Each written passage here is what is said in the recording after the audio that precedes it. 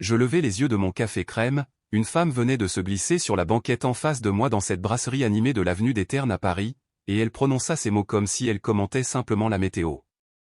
Je m'appelle Gabriel, j'avais 33 ans et je travaillais comme chef de projet pour le groupe Bâti-Rock, une grande entreprise de BTP, j'étais marié à Manon depuis 6 ans et jusqu'à cet instant précis, je pensais juste prendre mon petit déjeuner seul parce que ma femme avait une réunion matinale. La femme en face de moi était saisissante, des cheveux bruns, des yeux verts perçants et ce genre d'assurance qui vous oblige à prêter attention que vous le vouliez ou non, elle portait un blazer gris cintré et des boucles d'oreilles qui captaient la lumière du matin. « Pardon » ai-je réussi à articuler. « Vous êtes Gabriel, je suis Audrey, et votre femme Manon couche avec mon mari, Guillaume, depuis 4 mois. » Elle inclina légèrement la tête, observant ma réaction comme si elle l'étudiait, je reposai ma tasse, les bruits de la brasserie s'estompèrent, le cliquetis des assiettes, le bourdonnement des conversations, tout devint silencieux dans ma tête. « Comment savez-vous qui je suis » demandai-je. « J'ai suivi Guillaume un soir, je l'ai vu retrouver votre femme dans un hôtel près du boulevard Haussmann, ma curiosité a été piquée, j'ai fouillé, j'ai découvert qui elle était, qui vous étiez, elle haussa les épaules, ce n'était pas difficile. Je restais assis là à assimiler l'information, 4 mois, c'était à peu près le moment où Manon avait commencé à rentrer tard du travail, le moment où elle avait arrêté de me demander comment s'était passée ma journée, le moment où j'avais commencé à me sentir comme un colocataire plutôt qu'un mari. Pourquoi me dites-vous ça? Audrey se recula, croisant les bras. Parce que j'en ai marre de faire semblant, Guillaume pense que je ne sais pas, votre femme pense probablement que vous ne savez pas non plus, je me suis dit que vous méritiez la vérité autant que moi. Je ne savais pas quoi dire, une partie de moi voulait argumenter, défendre Manon, traiter cette femme de folle, mais il y avait une autre partie, plus silencieuse, qui chuchotait des doutes depuis des semaines, peut-être des mois. Audrey fouilla dans son sac à main et sortit son téléphone, elle le fit glisser sur la table, sur l'écran il y avait une photo, Manon et un homme que je ne reconnaissais pas se tenaient proches l'un de l'autre à la sortie d'un parking souterrain, sa main était sur le bas de son dos, sa tête penchée vers lui, riant, mon estomac se noie. C'est Guillaume, dit Audrey. Je fixai la photo pendant un long moment puis je repoussai le téléphone vers elle. Je suis désolé, dis-je doucement, pas spécifiquement à elle, peut-être à moi-même. Audrey m'étudia un instant puis elle sourit très légèrement. Ne soyez pas désolé tout de suite, la soirée ne fait que commencer.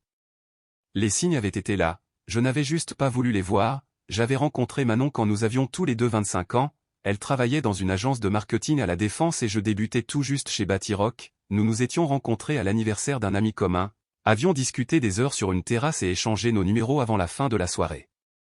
En 1 an, nous étions fiancés, en 2, mariés, les premières années furent belles, nous voyagions quand nos finances le permettaient, nous parlions d'avoir des enfants un jour, nous avions construit des routines, des blagues que nous seuls comprenions, une vie, mais quelque part en chemin, les choses avaient changé, je ne pouvais pas dire quand exactement. Peut-être était-ce après sa promotion et qu'elle ait commencé à voyager davantage pour le travail, peut-être était-ce après que l'on m'ait refusé un poste de direction et que je rentrais frustré plus souvent qu'à mon tour, peut-être était-ce les deux, elle était devenue distante, pas froide exactement, juste absente. Même quand elle était dans la pièce, elle n'était pas vraiment là, je lui ai demandé une fois si quelque chose n'allait pas, elle a dit qu'elle était juste stressée, je l'ai cru parce que je le voulais. Les retours tardifs devinrent plus fréquents, les SMS auxquels elle répondait dans l'autre pièce, la façon dont elle retournait son téléphone face contre le comptoir, j'avais remarqué tout cela et je lui avais trouvé des excuses, j'avais essayé plus fort, j'avais prévu des sorties au restaurant qu'elle était trop fatiguée pour honorer, j'avais acheté des fleurs qu'elle remarquait à peine, j'avais suggéré une thérapie de couple et elle avait dit que nous n'en avions pas besoin, que chaque mariage traversait des zones de turbulence, je voulais la croire. Avec le recul, je pense que je savais, pas consciemment, mais quelque part au fond de moi, je savais que la femme que j'avais épousée était déjà partie. Audrey m'observait alors que j'étais assis dans cette brasserie, perdu dans mes pensées. « Ça va » demanda-t-elle. « Non, admis-je, mais je ne suis pas surpris non plus, c'est ça le pire. » Elle hocha lentement la tête. J'ai ressenti la même chose quand j'ai découvert le pot aux roses, comme si j'avais retenu mon souffle en attendant quelque chose que je savais inévitable. « Ça fait combien de temps que vous et Guillaume êtes mariés ? » 8 ans, nous avons une fille, Emma, elle a 5 ans. Sa mâchoire se crispa légèrement. C'est la partie qui me tue. Je n'avais pas d'enfant avec Manon, nous en avions parlé, mais elle disait toujours que ce n'était pas le bon moment, maintenant je comprenais pourquoi. « Qu'est-ce que vous allez faire » demandai-je.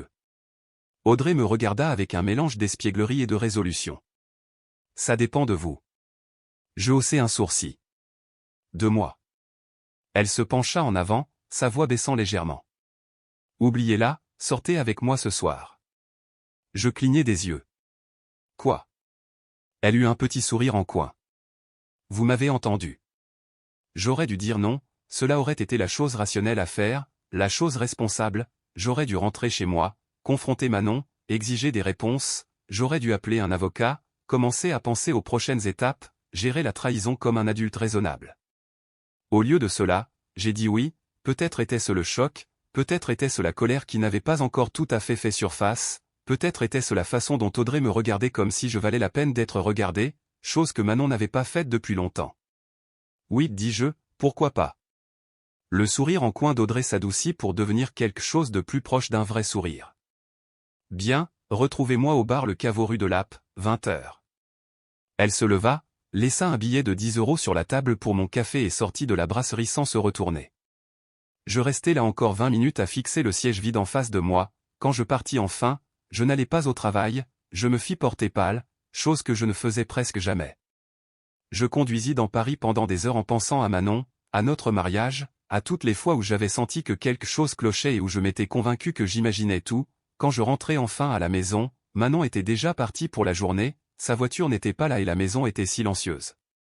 Je marchais à travers les pièces comme un étranger, regardant les photos au mur, les meubles que nous avions choisis ensemble, la vie que nous avions construite, tout cela semblait vide maintenant. Je me retrouvais dans la chambre, debout devant son dressing, je ne savais pas ce que je cherchais, une preuve peut-être, quelque chose qui confirmerait ce qu'Audrey m'avait dit ou prouverait que c'était une erreur.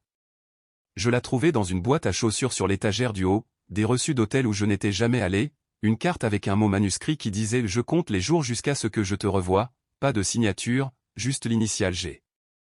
Je m'assis au bord du lit et fixai la carte pendant un long moment, 4 mois, peut-être plus, toutes ces nuits où je pensais qu'elle travaillait tard, tous ces week-ends où elle disait devoir voyager pour un séminaire, toutes ces fois où elle me disait que j'étais paranoïaque quand je demandais si tout allait bien, des mensonges, chacun d'entre eux. Je remis la carte dans la boîte sur l'étagère et je me préparais pour mon rendez-vous avec Audrey, je ne me sentais pas coupable, cela me surprit, je pensais que je ressentirais quelque chose, un sentiment de trahison envers mes propres vœux, mais mes vœux avaient déjà été brisés, pas par moi. À 19h30, je montai dans ma voiture et roulai vers le centre, les lumières de la ville se reflétaient sur le pavé humide d'une pluie précédente, je trouvai une place de stationnement à une rue du Caveau et marchai le reste du chemin. Audrey attendait déjà dehors et elle ressemblait au début de quelque chose de nouveau, le Caveau était un bar à cocktail à l'éclairage tamisé avec du jazz jouant doucement en fond sonore. Audrey avait choisi une banquette dans le coin du fond, loin de la foule, elle s'était changée depuis la brasserie, maintenant elle portait une robe noire qui montrait qu'elle avait soigné sa tenue pour cette soirée, ses cheveux étaient détachés et tombaient sur ses épaules. « Vous êtes venu » dit-elle alors que je me glissais sur le siège en face d'elle. « Vous pensiez que je ne viendrais pas ? Je pensais qu'il y avait une chance que vous rentriez chez vous pour faire ce qu'il y a de plus noble, confronter votre femme, avoir la discussion difficile. » Elle leva légèrement son verre. « Je suis contente que vous ne l'ayez pas fait. » Un serveur passa et je commandai un whisky sec, quand il arriva, je pris une longue gorgée et laissai la chaleur s'installer dans ma poitrine. « Alors, c'est quoi ça » demandai-je. « Une vengeance ?» Audrey réfléchit à la question. « Peut-être en partie, mais j'y ai pensé toute la journée et je ne crois pas que ce soit toute l'histoire. » Elle traça le contour de son verre avec un doigt. « Je crois que je voulais juste ressentir quelque chose de réel, quelque chose qui ne soit pas de la comédie. » Je comprenais cela mieux qu'elle ne le pensait. « Ça fait combien de temps que vous savez pour Guillaume ?» 3 semaines, j'ai engagé un détective privé après avoir trouvé un reçu dans la poche de sa veste, une chambre d'hôtel une nuit payée en espèces, il a dit que c'était une note de frais mal classée. Elle rit doucement. Je voulais le croire, mais je n'ai pas pu, et vous avez gardé ça pour vous tout ce temps. Je devais comprendre ce que je voulais faire, lui crier dessus semblait inutile, demander le divorce sans plan semblait imprudent, alors j'ai attendu, rassemblé des informations et puis j'ai découvert votre existence. Elle me regarda avec une expression que je n'arrivais pas tout à fait à lire. Je vous ai observé pendant quelques jours avant de vous aborder, vous sembliez être un type bien, quelqu'un qui ne méritait pas ce qui lui arrivait. Vous auriez pu juste m'envoyer un message anonyme. J'aurais pu, elle haussa les épaules, mais où est le plaisir là-dedans? Malgré tout, Je ris, cela faisait bizarre de rire étant donné ce que j'avais appris ce matin-là, mais cela faisait aussi du bien, comme une pression qui se relâchait de quelque part au fond de moi. Nous avons parlé pendant des heures de nos mariages, de comment nous en étions arrivés là, de tous les petits compromis et des déceptions silencieuses qui s'étaient accumulées au fil des ans. Audrey était vive d'esprit, drôle et n'édulcorait rien, elle avait une fille de 5 ans nommée Emma qui passait la nuit chez la mère d'Audrey. C'est la raison pour laquelle je ne suis pas encore parti, admis Audrey, je n'arrête pas de me dire que je dois tout mettre en ordre d'abord, les finances, la garde alternée, un endroit où vivre, mais honnêtement, je crois que j'ai juste eu peur. Peur de quoi? D'être seul, d'échouer, d'admettre que j'ai gaspillé 8 ans avec quelqu'un qui ne m'aimait pas comme je pensais qu'il m'aimait. J'hochai lentement la tête. Je comprends ça. Elle tendit la main à travers la table et toucha la mienne, juste brièvement, mais c'était la première fois que quelqu'un me touchait avec intention depuis des mois. Vous n'avez pas l'air du genre d'homme qui perd son temps, dit-elle. Je ne suis plus sûr de quel genre d'homme je suis. C'est peut-être ça le but, elle sourit, peut-être que ce soir nous allons le découvrir. Le serveur apporta l'addition, Audrey paya avant que je puisse atteindre mon portefeuille, je ne protestai pas. Nous quittâmes le bar vers 23 heures et marchâmes dans les rues de Paris, l'air était frais et la ville avait ce calme nocturne qui rend tout plus intime, nous passâmes devant des vitrines fermées et des fenêtres de restaurants illuminés, parlant de tout et de rien à la fois. À un moment donné, je réalisai que je n'avais pas pensé à Manon depuis plus d'une heure, cela me parut significatif. « Je peux vous demander quelque chose, dit Audrey. »« Bien sûr. Quand avez-vous cessé d'être heureux ?» Je ne répondis pas tout de suite, je voulais lui donner une réponse honnête, pas juste la première chose qui me venait à l'esprit. « Je ne pense pas que ce fût un moment précis, dis-je finalement, c'était progressif, comme la température qui baisse si lentement qu'on ne le remarque pas jusqu'à ce qu'on soit gelé. » Elle hocha la tête. C'est exactement comme ça que c'était pour moi aussi, Guillaume et moi on était bien ensemble, ou du moins je le pensais, mais quelque part en chemin je suis devenu plus une commodité qu'une partenaire, quelqu'un pour garder Emma quand il travaillait tard, quelqu'un pour gérer la maison quand il voyageait, quelqu'un pour être là quand il avait besoin de quelque chose et invisible quand il n'en avait pas besoin. Vous l'avez déjà confronté à ce sujet? Une fois, il y a environ 1 an, je lui ai dit que je me sentais négligé, que j'avais besoin de plus de sa part, il s'est excusé, a promis de faire mieux et les choses se sont améliorées pendant peut-être 1 mois, puis c'est revenu exactement comme avant. Elle marqua une pause. Je pense que c'était pire que s'il était resté distant, l'espoir suivi de la déception, ça m'a usé. Je pensais à toutes les fois où j'avais essayé avec Manon, les rendez-vous qu'elle annulait, les conversations qu'elle écourtait, la façon dont elle semblait toujours avoir quelque part d'autre où aller. Je n'arrête pas de me demander ce que j'ai fait de mal, dis-je, ce que j'aurais pu faire différemment. Audrey s'arrêta de marcher et se tourna pour me faire face. Vous n'avez rien fait de mal, moi non plus, ils ont fait des choix, des mauvais choix, et c'est nous qui devons gérer les conséquences. Elle avait raison, je savais qu'elle avait raison, mais c'était dur de lâcher la culpabilité. De toute façon non pas comme une question mais comme un fait que j'acceptais enfin à haute voix, la mienne aussi. Nous restâmes là sur le trottoir, 2 étrangers qui étaient devenus quelque chose d'autre en l'espace d'une seule journée, la ville bourdonnait autour de nous, indifférente à nos petits chagrins. Et maintenant, demandai-je. Audrey sourit. Maintenant, on arrête d'être triste pour des gens qui ne méritent pas notre tristesse. Elle prit ma main et recommença à marcher, je ne me dégageai pas. Nous finîmes dans une brasserie ouverte toute la nuit près de la gare de Lyon, pas très différente de celle où nous nous étions rencontrés ce matin-là, mais assez différente pour que cela ressemble à un nouveau départ. Nous commandâmes du café et une tarte et nous nous assîmes face à face sur une banquette en vinyle. « Vous savez ce que j'aime chez vous, dit Audrey. »« Quoi ? Vous n'avez pas essayé de réparer quoi que ce soit, vous ne m'avez pas dit que tout irait bien ou que je devrais pardonner à Guillaume ou toutes ces bêtises, vous avez juste écouté. » Écouter semblait être la bonne chose à faire, ça l'était, elle prit une bouchée de sa tarte. La plupart des hommes ne savent pas faire ça. Je pensais à ce qu'elle disait, à quel genre d'homme je voulais être à l'avenir, pas le genre qui ignore les problèmes jusqu'à ce qu'ils explosent, pas le genre qui reste dans une situation brisée par peur, quelqu'un de mieux, quelqu'un qui prête attention. Nous restâmes à la brasserie jusqu'à presque 2 heures du matin, la conversation ne s'essouffla jamais, nous parlâmes de nos enfances, de nos rêves, des choses auxquelles nous avions renoncé et de celles que nous voulions encore. Audrey avait grandi à Orléans, avait déménagé à Paris pour ses études et n'était jamais repartie, elle travaillait comme architecte d'intérieur pour un cabinet dans le Marais et adorait son travail même quand les horaires étaient brutaux. Emma est tout mon monde, dit-elle, Quoi qu'il arrive avec Guillaume, je dois m'assurer qu'elle va bien. Vous le ferez, dis-je, c'est évident rien qu'à vous entendre parler d'elle. Elle sourit à cela et quelque chose dans son expression s'adoucit. Au moment où nous quittâmes la brasserie, les rues étaient vides, je la raccompagnai à sa voiture garée quelques rues plus loin, nous restâmes là dans la lueur jaune d'un lampadaire, aucun de nous ne voulant dire au revoir. C'était inattendu, dit Audrey. Quelle partie? Tout, elle rit, je suis parti ce matin en prévoyant de faire exploser votre vie et la mienne, je ne m'attendais pas à vous apprécier réellement. Je ne m'attendais pas à vous apprécier non plus. Elle s'approcha. Alors, qu'est-ce qu'on fait? Je la regardais, cette femme que je connaissais depuis moins de 24 heures et qui avait tout chamboulé, elle était belle et complexe et portait ses propres blessures, mais il y avait quelque chose de vivant en elle que Manon avait perdu il y a des années. Je pense qu'on voit où ça nous mène, dis-je. Elle sourit. J'espérais que vous diriez ça. Elle m'embrassa alors, un baiser doux et délibéré, quand elle se recula, ses yeux brillaient.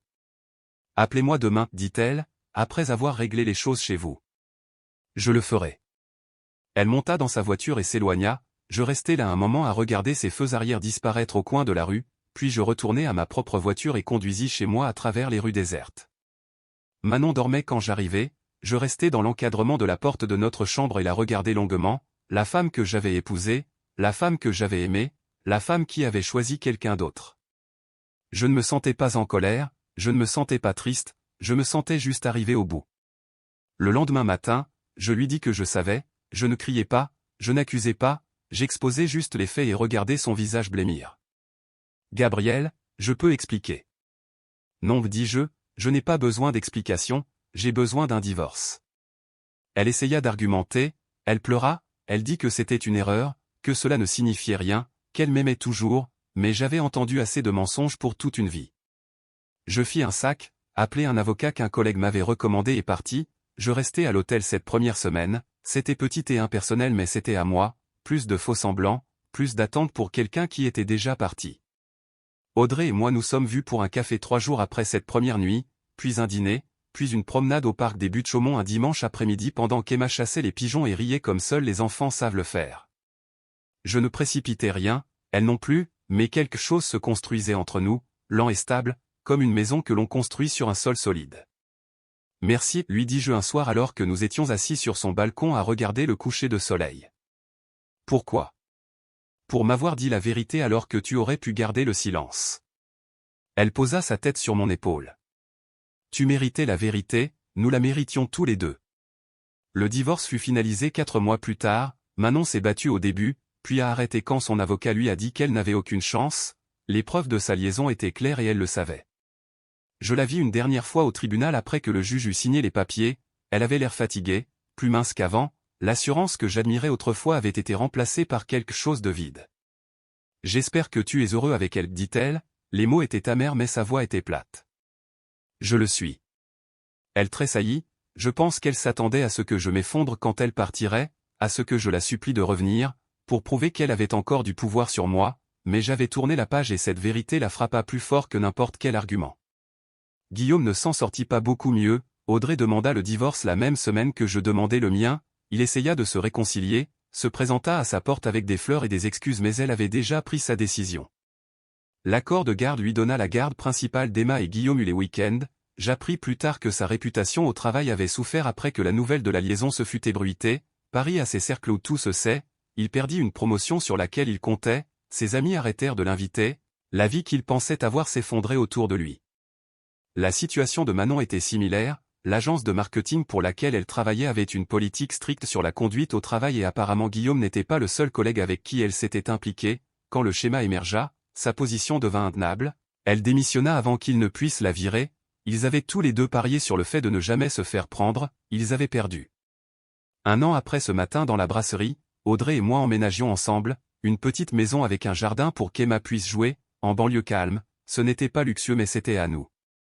Certains soirs, nous nous asseyions sur la terrasse après qu'Emma soit allée au lit, parlant de tout et de rien, d'autres soirs nous ne parlions pas du tout, nous restions juste assis ensemble, à l'aise dans le silence. Je pensais à quel point ma vie était devenue différente, 1 an plus tôt j'étais piégé dans un mariage qui était déjà terminé, juste trop effrayé pour l'admettre, maintenant j'avais quelqu'un qui me voyait, qui me choisissait, qui me faisait sentir que je comptais. Emma commença à m'appeler Gabi, puis quelques mois plus tard, elle demanda si je pouvais être son autre papa. Je regardai Audrey et elle hocha la tête les larmes aux yeux. Oui, dis-je à Emma, j'aimerais beaucoup. Le travail allait bien, j'avais obtenu la promotion qu'on m'avait refusée auparavant et les responsabilités supplémentaires me convenaient, je construisais quelque chose, pas seulement au bureau mais dans ma vie. Un soir, Audrey me trouva debout à la fenêtre de la cuisine, regardant le coucher de soleil peindre le ciel d'orange et de rose. « À quoi tu penses » demanda-t-elle. Juste à quel point la vie est étrange, comment le pire jour de ma vie s'est transformé en la meilleure chose qui me soit jamais arrivée. Elle m'enlaça par derrière, parfois la porte que tu ne voulais pas ouvrir est celle qui te mène à la maison. Je me tournai et l'embrassai, et à ce moment-là, tout semblait exactement comme il se devait, j'avais passé des années à essayer de m'accrocher à quelque chose qui était déjà parti, le jour où j'ai lâché prise fut le jour où j'ai enfin commencé à vivre.